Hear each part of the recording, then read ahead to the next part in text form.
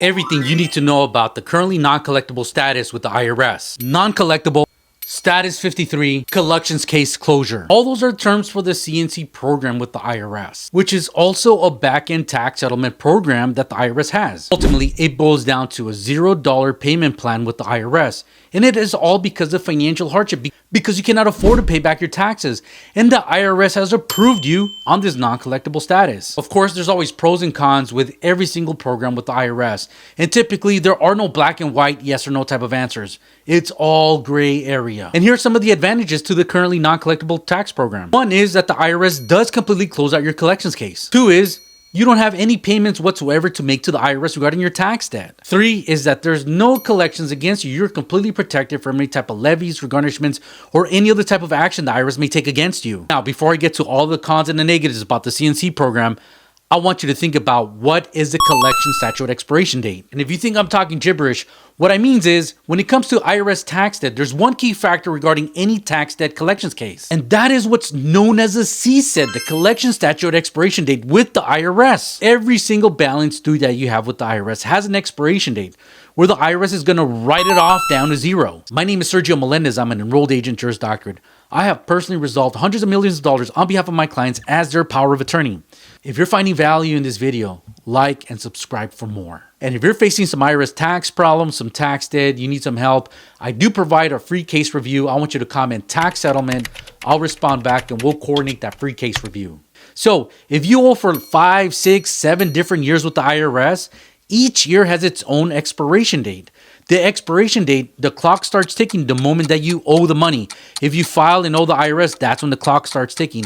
If you went through an audit with the IRS and now you owe because of the audit, it's whenever the audit got concluded and the balance due got processed with the IRS. So one of the advantages about the CNC program is if you get approved, if you apply for the program, it does not extend that 10-year time frame.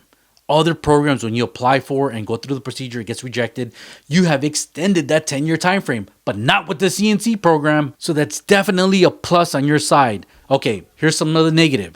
But the balance due still exists with the IRS. And if it still exists, it's still accruing interest and penalties. But you got to keep in mind with the collection statute expiration date.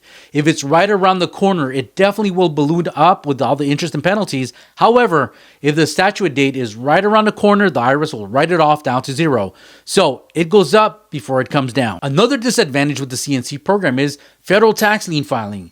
If you don't have any tax liens, it may be possible the IRS may file federal tax liens. Typically, when it comes to IRS federal tax liens, they file them up whenever you owe over $50,000 total in debt or more with the IRS. Now, there are times where the IRS may file a federal tax lien on one particular year when it's over $10,000. But a federal tax lien means they file it in the county where you live in, it's public information, and it typically goes against any asset that you have filed with the county, such as title to real estate. So, in case you sell or refinance down the road, the IRS kind of secures their position in line behind any type of mortgages. And the federal tax liens generally stick around to either pay the taxes in full or if the IRS writes off the balances down to zero, then the federal tax liens get removed. But it's not a specific action against you. Now, the CNC program specifically deals with financial hardship. IRS financial hardship means that you can barely afford to pay your living expenses and you cannot afford your tax debt.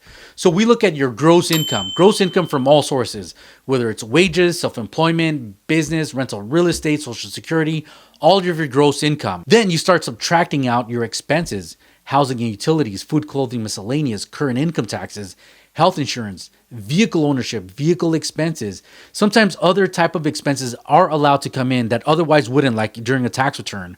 However, these come into play such as if you're paying alimony to an ex-spouse, if you're paying on child support, any type of court order payments, any type of student loan debt, any type of secured debt, or any type of expense that you really have that's out of pocket and you require for living. IRS will consider whatever it is that you are paying off. Also, equity and assets may come into play.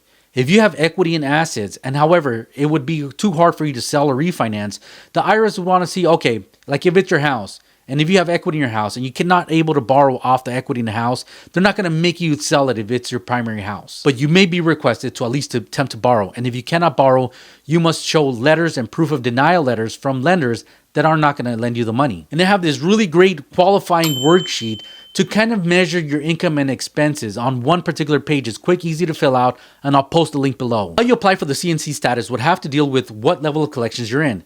if you're under ACS collections, special compliance department, or if you're under field collections. If you're under field collections, you must do so with a 433A. And if you're under special compliance or ACS, then it's a 433F you're going to apply with. Now, in addition to the IRS forms, you're going to have to supply your supporting documentation. Supporting documentation is everything that kind of proves up your financial hardship. Your proof of income, which could be W-2 statement. Now, regarding wages for proof of income, it's your pay stubs. You might have to provide up to 3 months worth to kind of do an average out. Next on up is bank statements. It's really common to provide bank statements. If you're self-employed or in business, you may have to provide a profit and loss statement of your business along with a balance sheet. And then you provide everything else, proof of health insurance, life insurance, current estimated tax payments that you pay either directly or if they're taken out from your pay stub. And of course, it's quite common when I've seen things for CNCs to go through. If it's field collections or ACS, sometimes there is back and forth before the whole thing gets proven up.